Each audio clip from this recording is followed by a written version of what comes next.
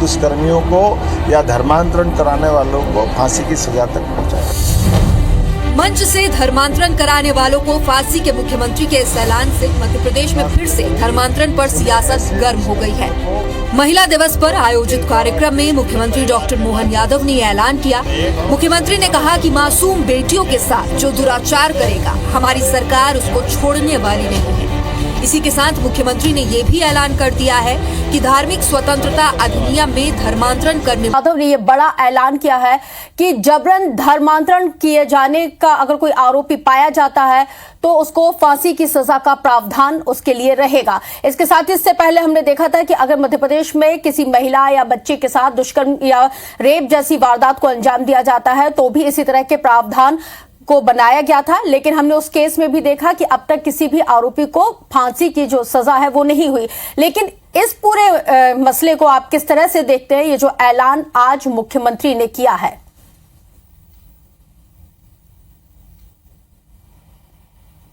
देखिए, सबसे बड़ी बात यह है कि मुख्यमंत्री की जो घोषणा है वो अंतर्राष्ट्रीय महिला दिवस के दिन हुई है। मध्य प्रदेश पहला राज्य था जिसने नाबालिग बच्चियों के साथ दुराचार करने वालों को फांसी की सजा दिलाने का प्रावधान जो किया था, और यहाँ तक कि मध्य प्रदेश सरकार ने लव जिहाद जैसी घटनाओं को लेकर धार्मिक स्वातंत्र विधेयक भी जो है मध्य प्रदेश की विधानसभा में पास किया था, और उस विधेयक को सर्वसम्मति से पास किया गया था। उस विधेयक के पास होने के दौरान कांग्रेस ने भी जो है बीजेपी सरकार का समर्थन किया था। उसके बाद उसी विधेयक में अब संशोधन की बात मुख्यमंत्री ने कही है कि बहला फुसलाकर दबाव में यदि आप किसी का धर्मांतरण करवाते हैं, किसी बच्ची का धर्मांतरण करवाते हैं, किसी महिला का धर्मांतरण करवाते हैं, तो ये बर्दाश्त नहीं होगा और उस व्यक्ति को जो ऐसा करता है उस पर भी फांसी का प्रावधान होगा। तो ये एक नया संशोधन जो है अब धार्मिक स्वातंत्र विधेयक मध्य प्रदेश का जो है उसमें अब सरकार करने जा रही है। उसका ऐलान आज मुख्यमंत्री ने किया है। ये मान लिया जाए कि अगर ये प्रावधान इंप्लीमेंट होता है तो मध्य प्रदेश देश का वो पहला राज्य होगा जहां पर जबरन धर्मांतरण कराए जाने पर फांसी की सजा होगी। इससे पहले हमने देखा है कि उत्तर प्रदेश में उम्र कैद की सजा है जबरन और गैर कानूनी तरीके से धर्मांतरण कराने वाले आरोपियों पर।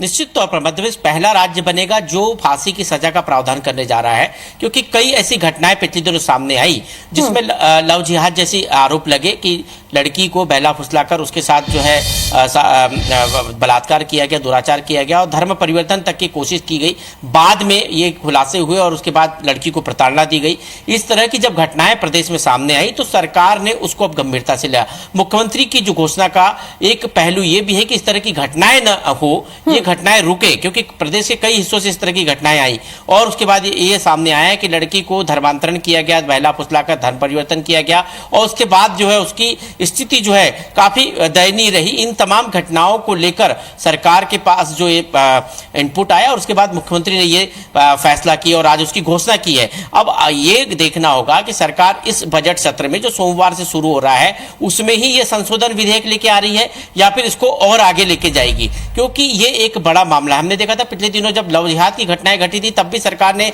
संशोधन विधेयक लाया था, संशोधन किया उसमें। अब उसी संशोधन विधेयक में फांसी की सजा का प्रावधान किया जा रहा है। पहले से ही इसमें सजा के प्रावधान, लेकिन अब उसमें फांसी की सजा का प्रावधान यदि किया जा रहा है तो निश्चित तौर पर मध्य प्रदेश देश का वो पहला राज्य होगा जो ऐसे इसी नए अमेंडमेंट में हमने ये देखा है कि राजनीति भी पुरजोर तरीके से हो रही है, आरोप प्रत्यारोप का दौर भी शुरू हो गया है। तो वही कांग्रेस की तरफ से आरोप तो ये भी लगाया जा रहा है कि भाई सरकार और खासकर भारतीय जनता पार्टी अपनी मनमानी पर उतारू है। बहुत शुक्रिया विवेक, तमाम जानकारी साझा करने के लिए। बुजुर्ग कैसे हैं आप सब, मैं जानता हूँ परमेश्वर आपको देख रहे हैं और आप परमेश्वर की निगरानी में। आज हम एक ऐसे विषय के बारे में बात करना चाहते हैं जो हम सब रोज प्रार्थना करते हैं और रोज उस विषय के लिए चिंता भी करते हैं और मनन भी करते हैं। बाकी वो विषय है हमारे जीवन का आने वाला कल, जिसके बारे में हम ये सोचते रहते हैं कि कल हम क्या करेंगे और कल हमारा क्या होगा, कल हमारे बच्चे स्कूल जाएंगे कि नहीं जाएंगे, कल हमारे जिंदगी में कुछ खुशियाँ आएगी कि नहीं आएगी, कल हमारे जीवन में जो हम चाहते हैं वो पूरा होगा कि नहीं होगा, हमारी सेहत कल कैसी रहेगी और हमारा परिवार सुरक्षित रहेगा कि नहीं रहेगा। ये कल आपको रोज कहीं ना कहीं एक क्वेश्चन मार्क जरूर देता है। मैं जानता हूँ कि जो परमेश्वर को जानते हैं वो ऐसी बात कभी नहीं करते और ना ही ऐसा सोचते हैं, पर शैतान हमारे चारों ओर है और ये विषय उन लोगों के लिए जो लोग परमेश्वर को अभी जानने लगे हैं और परमेश्वर के प्यार में खो गए हैं, परंतु उन्हें न्याय और उन्हें नियम को जानना बहुत जरूरी है। क्योंकि कल परमेश्वर ने हमारे लिए क्या रखा है, अगर हम इसको जान गए तो शायद हम कल की चिंता करना बंद कर देंगे। जिस तरह परमेश्वर का वचन कहता है कि कल की चिंता ना कर, कल की चिंता आप खुद के लिए कर लेगा, आज के लिए आज का दुख बहुत काफी है। यही वचन परमेश्वर ने हमें इसलिए दिया है क्योंकि जो लोग भविष्य की चिंता करते हैं, जो अपनी खुद की सेल्फ चिंता करते हैं, जो अपने परिवार की चिंता करते हैं और कल के विषय में मनन लगा के अपनी पूरी जीविका खराब कर लेते हैं और ये नहीं सोच पाते कि हमें कल क्या करना है, उसी विषय में परमेश्वर हमें कहता है कि तू कल की चिंता मत कर, कल की चिंता आप खुद कर लेगा, आज के लिए आज का दुख ही काफी है। मेरे प्यारे मित्रों और प्यारे भाइयों, मैं आपको ये बताना चाहता हूँ कि परमेश्वर ने हमें ऐसा क्यों बोला है। क्योंकि परमेश्वर ये जानते हैं कि हमारे बच्चे उसके ऊपर विश्वास करेंगे। क्योंकि जो अनंत जीवन का स्वामी है, जो राजाओं का राजा है, वो हमारे कल की नहीं, वो हमारे जीवन की रक्षा करता है। हमारे पूर्वजों से उसने हमें गोद ले लिया है, उसने हमें मोल देकर चुकाया है और हमें स्वीकार करा है जिस भी हालत में थे हम। जब हम पहले ऐसे थे, जब हमारे भविष्य के बारे में हमें नहीं पता था, जब हम अपने बारे में सोच कर गलत कदम उठा लिया करते थे और पाप में पड़ जाते थे और उस पाप का परिणाम भी बहुत बड़ा भोगते थे। पर हम क्यों नहीं जानते कि आज हम वही गलतियां, वही व्यवहार वापस करेंगे तो हम किस तरह से प्रभु के कहलाएंगे। जिस तरह से परमेश्वर ने हम पर दया रखी, अगर हम उस दया को जानना चाहें तो हम कैसे अपने आप को जान सकते हैं, कैसे जान सकते हैं और कैसे जान सकते हैं। ये वही वचन है जो परमेश्वर का हमें सिखा रहा है कि तुम कल की चिंता मत करो। मैं जानता हूँ आज मेरा भाई कैंसर में है, मैं जानता हूँ कि आज मेरी बहन परेशान है, कर्जे में है, मैं जानता हूँ मेरे भाई उन अपने भाइयों से लड़ रहे हैं, अपनी चीजों के लिए, हक के लिए दौड़ रहे हैं, अपने काम काज की चिंताओं में, ऑफिस के टेंशनों में, अपने वर्क की टेंशन में बहुत कुछ अपना खो रहे हैं, अपना आनंद खो रहे हैं।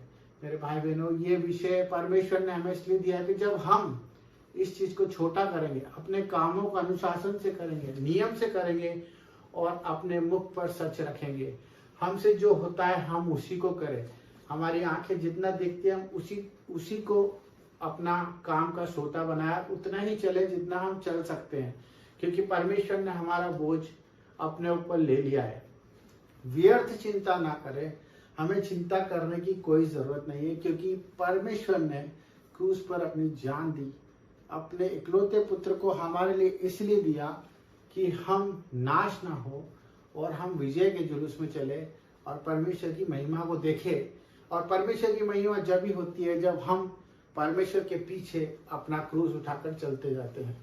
तो मेरे भाई बहनों, ये आपको समझना है कि हम अगर कल की चिंता करते हैं तो परमेश्वर के उस नियम को तोड़ते हैं जो परमेश्वर ने हमारे लिए बलिदान दिया। अगर आप महिमा देखना चाहते हैं और परमेश्वर के कामों को देखना चाहते हैं तो आज के आनंद में खुशियों से जियो, आनंद से अपने परिवार के साथ खुशियां मनाओ और प्रभु की आराधना करो, प्रार्थनाएं करो अपने पड़ोसी के लिए और अपने लिए भी। Thank you.